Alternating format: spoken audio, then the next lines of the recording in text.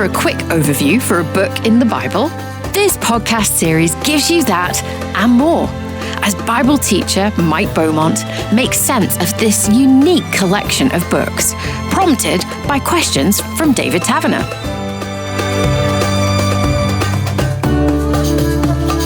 We've been looking at the various letters in the New Testament from Paul, from James, and now 1 Peter. So a letter from Peter.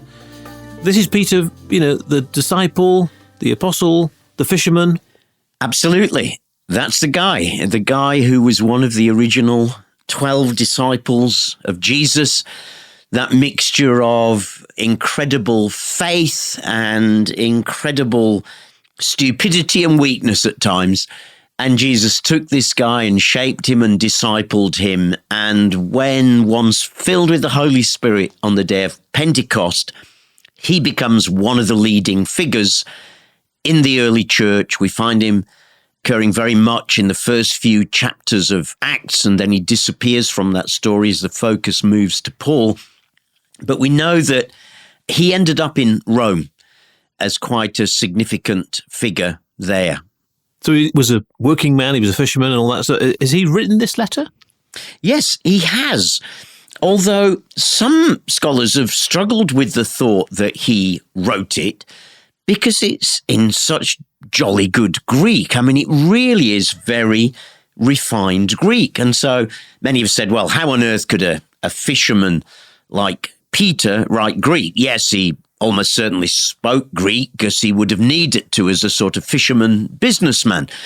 But how on earth could he have written this? Well, I think the answer is given to us in the letter itself, because as we come to the end of chapter 5 and verse 12, he says, "With the help of Silas, whom I regard as a faithful brother, I have written to you briefly, encouraging you and testifying this is the true grace of God. Stand in it." So, with the help of Silas. So we're back here to that idea that we've touched on before, that letters were often written with the aid of a scribe, an amanuensis, its technical term, and that sometimes that scribe would literally write down what you dictated. Sometimes you would give him the idea that you wanted to communicate, and then they would write that up. I was just thinking, even this morning as I read through this letter again, there have been times when as a pastor, I've had people who've come to me and said, I need to write a letter to such and such an organization, but I'm not very good at writing. Could you help me? And I've said, so what do you want to say? And then I've put it together and then said, so is that it? Is that exactly what you want to say? And they've said, yeah, that's it. That's great. Thank you. And I think that's what Peter did. He recognized what he was and he recognized what he wasn't. And what he wasn't was a careful writer. So here's his friend, colleague, co-laborer Silas helping him put his thoughts into this really good Greek and giving us this letter that we've got today. And who is he writing the letter to? He tells us at the beginning of his letter, Peter, an apostle of Christ Jesus, to God's elect, so to Christians, strangers in the world, scattered through Pontus, Galatia, Cappadocia, Asia, Bithynia, who've been chosen according to the foreknowledge of God the Father through the sanctifying work of the Spirit for obedience to Jesus Christ and sprinkling by his blood. Note the unconscious Trinitarian reference in passing there. To Christians who are scattered in the world, scattered across what we would call modern Turkey. And it looks like these are Christians who have probably moved from Judea, so probably Jewish Christians by background, who have moved away into other parts of the Roman Empire in the hope of escaping from pressure and persecution from their local Jewish believers, but finding they've jumped from the frying pan into the fire, as we put it in the previous episode, and are finding that they are now facing opposition there, but this time not so much from fellow Jews, but increasingly from the Roman state. So he talks about them being strangers in the world. They're scattered, they're dispersed, they're aliens, not in the sense of aliens from outer space. They are immigrants to other parts of the world, and as such would often have been despised, of course. And their faith was not recognized by the state, you're saying? Yes, in fact, the background to this letter that was written in the early 60s is that Rome is increasingly turning against Christianity. I mean, initially, certainly at the time of Jesus, the whole Christian thing was just seen as a sort of subsect of Judaism. And Judaism had been accepted by Rome as what they called a religio licta, an authorized state-approved religion. A bit like in some countries of the world today where faiths have to be authorized, approved by the state to be able to operate. And Judaism had been an approved religion.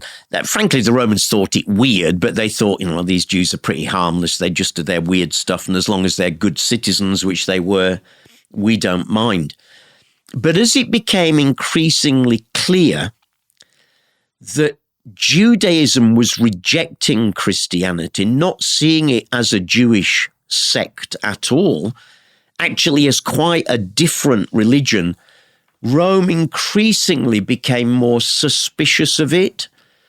It didn't have that sort of religio licta approval anymore, and so increasingly becomes suspicious. And by the 60s, and particularly by the time of the Emperor Nero, who ruled from 54 to 68 AD, as we're getting into the early 60s, Rome is getting increasingly suspicious, increasingly opposed to the Christians.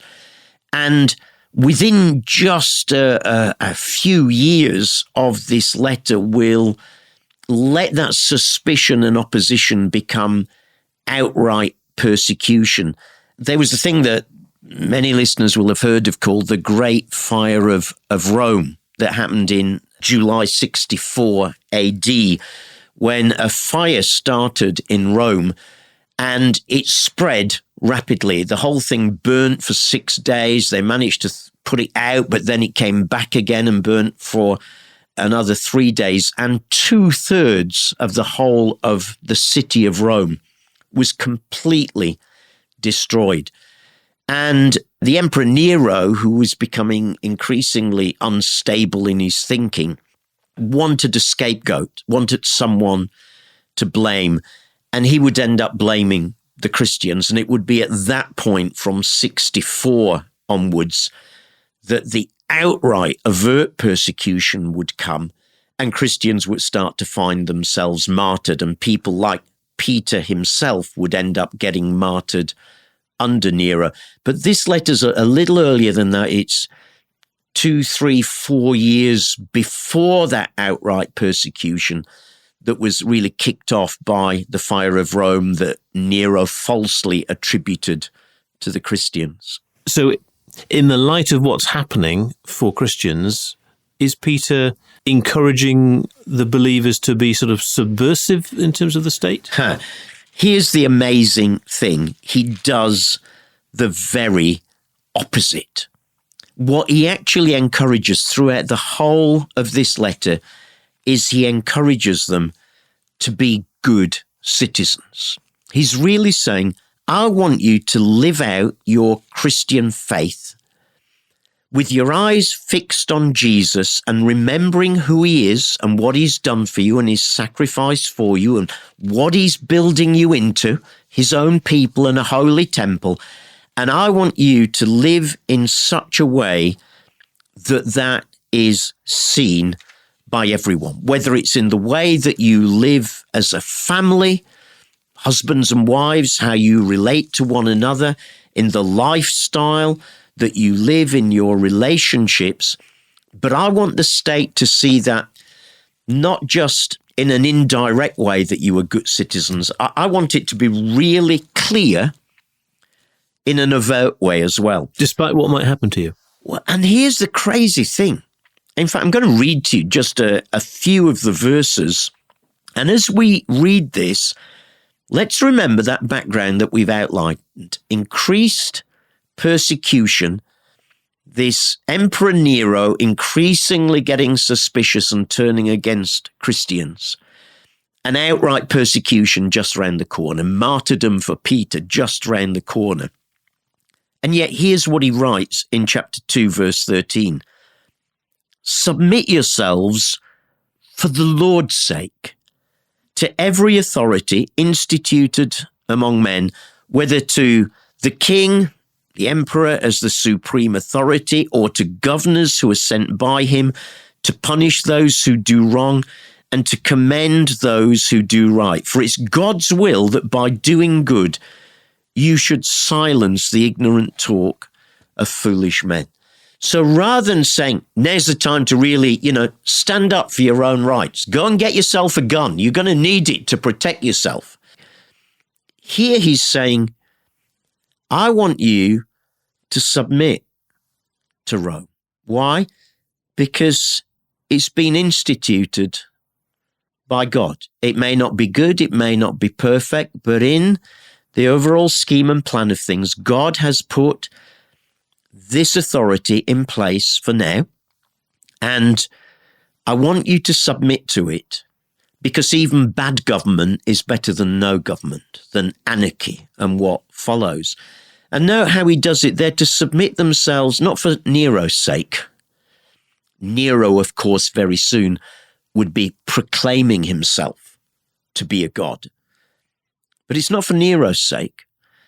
It's not for your sake. It's actually for the Lord's sake. This is the right thing to do. If you truly believe that Jesus is seated on the throne at the right hand of God and he has all things under his control, even when it looks like he doesn't, then for the Lord's sake, it's right that you submit to these authorities. And I think what he's saying to them is, let them see they have nothing to fear from you. That's incredibly challenging in the situation in which they found themselves. Particularly when there's surely a fine line between submitting and conforming. Yes, very much so. And I think both sides are covered in the New Testament, though not in this letter. But the line it seems to take is, I want you to submit to the authorities, but if the point comes where you are called to do something that God says you cannot do, then that's the point where you have to draw the line. So there's an example in Acts chapter 3 where Peter and James are going to the temple and they pray for a guy who is sick and he gets healed, and the religious authorities don't like what they're doing, and they're told, they said, we've commanded you to stop doing this. And they say, look, sorry, but we have to obey God, who's commanded us to go out with the gospel and preach the good news and heal the sick, rather than human authorities. So there will be a point when a line has to be drawn, when the authorities might call upon you to do something that is the very opposite of what God says. And at that point, the New Testament's very clear. We have to draw a line and say, I'm sorry, I can't do that. But I find this ever so challenging because, in the West, we're a bunch of moaners really about politics and leaders, aren't we? And our first response to anything, particularly if it's not our party who's in power at the moment, is to moan, to groan, to post on social media, to complain. And what an attitude here of saying, well, could you dare to believe that in the sovereign purposes of God, God's put these people in position for now? And could you dare to actually go along with it and support it and encourage it? Doesn't mean that you can't vote the other way next time. In a democracy, you're free to do that. But I think this is a really challenging passage. And Paul, he says exactly the same as Paul in Romans. Paul teaches exactly this same line. So that's a challenge to us today, and I think how we respond to our leaders. But in practical terms, how does Peter, writing to these Christians, try and help them to understand how to live in the world they were in? Well, the interesting thing is he doesn't start by saying, so here's how I want you to live. He actually does what Paul generally does in his letters. He starts with some good theology.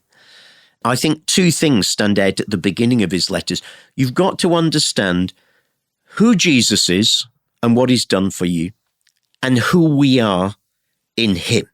And once you have understood those two things, then you can start to live this out. So in chapter 1, there's this lovely section where he really just thanks God for the living hope that we've been given in Jesus and the inheritance that we've got that can never perish, spoil, or fade. I love that. So he focuses, first of all, on what the hope is that we have in Jesus. And he's going to go on out of that living hope that we get through new birth to talk about who we are, who we become when we acknowledge what Jesus has done for us.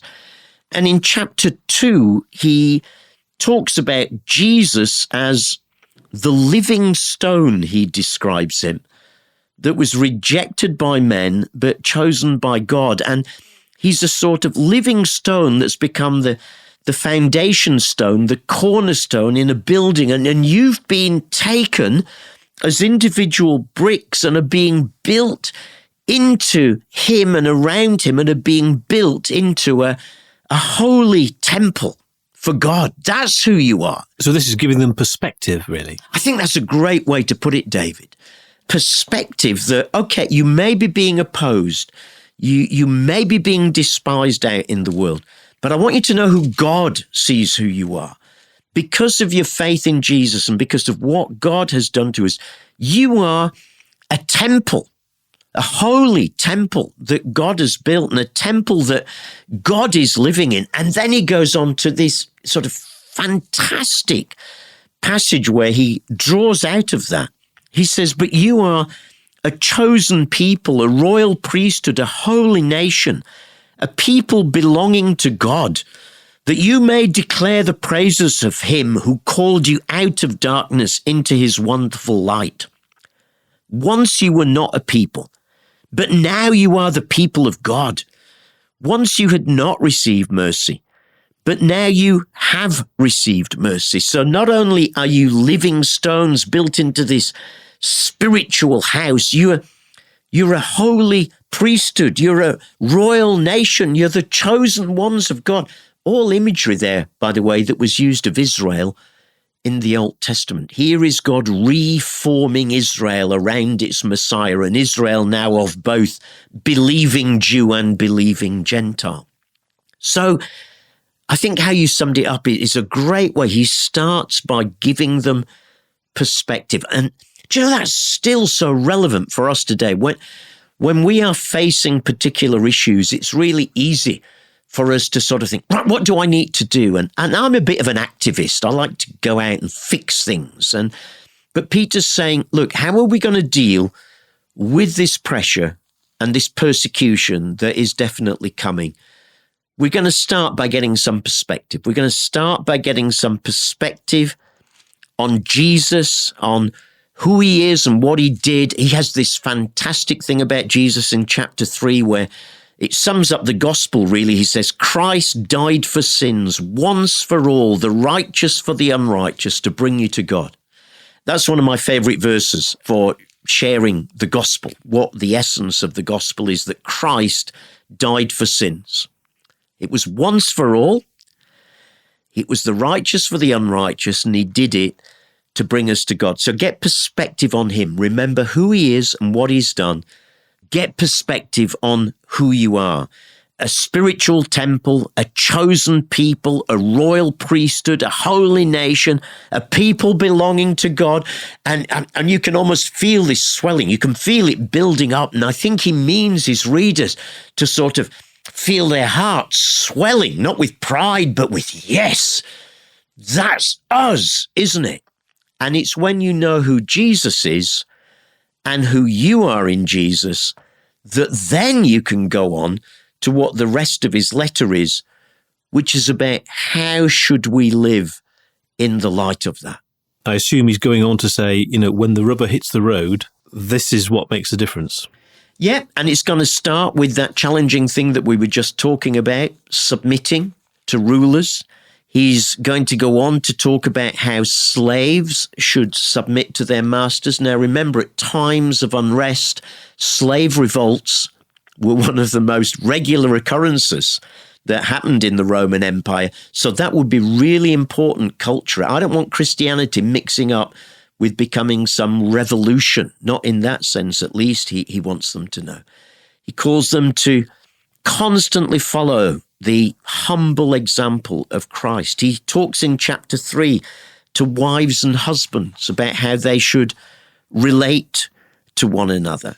In chapter 4, he talks about the importance of living in a right way for God, abandoning the old way of life that their pagan friends around them had done. He says, you've spent enough time in the past doing what pagans choose to do, living in debauchery, lust, drunkenness, orgies, carousing, and detestable idolatry.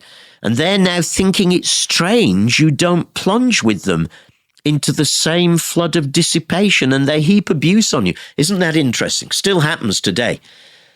When friends say, yeah, come out and get drunk with us like you used to do. What are you doing all this? Why do you only just have one little drink these days? Come on. And exactly the same things were happening there. So he's encouraging them to stand firm in the Christian witness that they are making. He'll talk at the end of chapter 4 about suffering and tell them not to be surprised at the suffering that's coming, but actually just to see that as joy in participating in what Jesus himself went through. And then in chapter 5, he'll have a practical word for the elders in the church to shepherd God's flock. I love that, a reminder of how Jesus had commissioned him at the end of John chapter 20 and into 21, where he is recommissioned to look after Jesus's flock. Now Peter in turn commends the other elders to do the very same thing. And an encouragement to be humble like Christ, to be self-controlled and alert.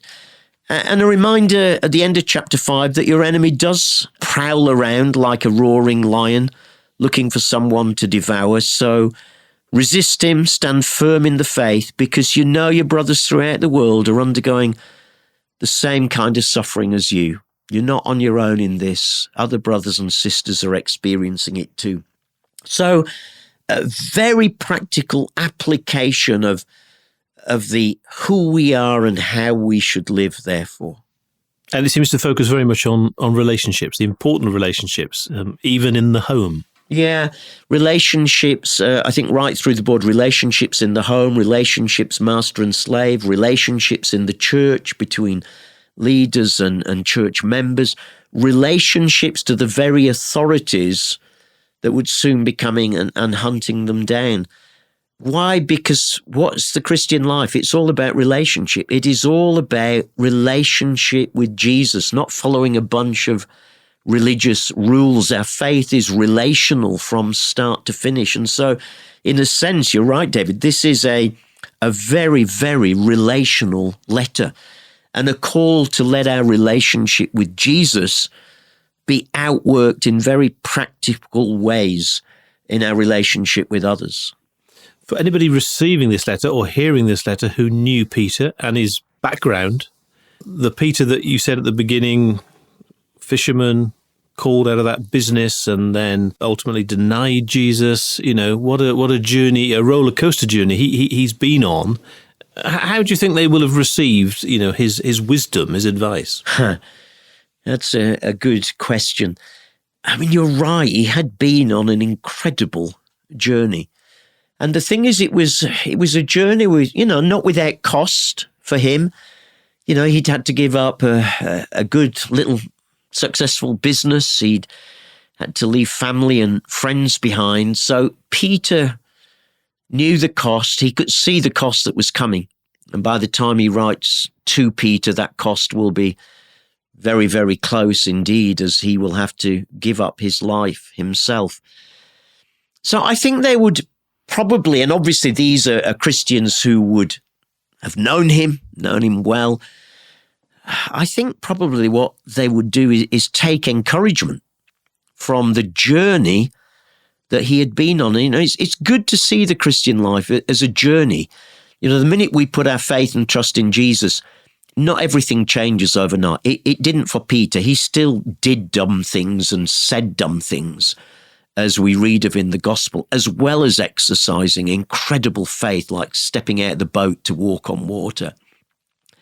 And our relationship with Jesus is a journey. It's a walk in which sometimes we get things wrong and sometimes we get it right, and we face different things at different times. But I think what they would take is, this is a guy who's writing to us who has been on this journey. And he's not Mr. Perfect plaster cast saint. He's made his mistakes. You know, even after Pentecost, he still makes mistakes. We find Paul in his letter to the Galatians writing about how Peter was a bit two-faced at one point and had happily eaten with Gentiles until some Judaizers came along, and then he suddenly withdrew and said, oh, no, I can't do this. So even there, he'd not got it always perfect. But here's a guy who's writing to them out of experience and knowing that through the ups and downs, as you put it, of his walk, a bit of a roller coaster of a walk with Jesus, here he was still standing firm at the end and knowing that his Jesus was with him. And I think great encouragement from that. In the very last section of this letter, Peter writes this: with the help of Silas, whom I regard as a faithful brother, I've written to you briefly, encouraging you and testifying that this is the true grace of God. Stand in it. And I think he's thinking there not just of what he's written about, but, you know, the whole of his own story and his own experience of walking with Jesus, because he discovered who Jesus was and what Jesus had done for him. And he had become part of that holy temple and the royal priesthood and holy nation. He'd understood for himself that this is about seeing this Christian life is all about grasping the grace, the undeserved kindness of God, and getting hold of that and standing in that. And that's what he was still doing, even in this time of increasing persecution. And his encouragement to them is, guys, I want you too to stand in this grace. And I think as they would have looked back over the journey he'd been on, they would have thought, well, he's done it. I think we can as well. So he wrote it to them. He didn't really write it for us, but what can we learn from it? I think what we can learn is all of us will face trials and challenges at times in our life. And sometimes that might be very overt from opponents of our faith, as it still is in many parts of the world for Christians today. Sometimes the challenges will be more localized because of our work or our family or our business or stuff going on in our own personal life or health. But I think what I take from Peter's letter is, you know, whenever trials come into our life, whenever there are challenges, the key is to remember who Jesus is and what he has done for us and who he has made us in the light of that. And it's as we go back to those two foundations to remember that God's loved us so much that he's given his own son, Jesus, to die for us. And that as we put our faith and trust in him, we're included into his family, his chosen people, his royal priesthood, his holy nation, his holy temple that he's building. I am not on my own. I am included in this big spiritual family that God is building. And he says we remember those two things, who Jesus is and what he has done for us, that I think we are given perspective and hope and courage to be able to face whatever it is that is in front of us. Bible Books in 30 minutes covers every book of the Bible. And you can hear Bible teacher Mike Beaumont in conversation with David Taverner in more 30-minute podcasts. Bible Biogs, Bible Surprises, Bible Songs, as well as their journeys on location in the Holy Land and beyond. Jesus, Then and Now, and Unstoppable Church, Then and Now. Making sense of the Bible for life every day.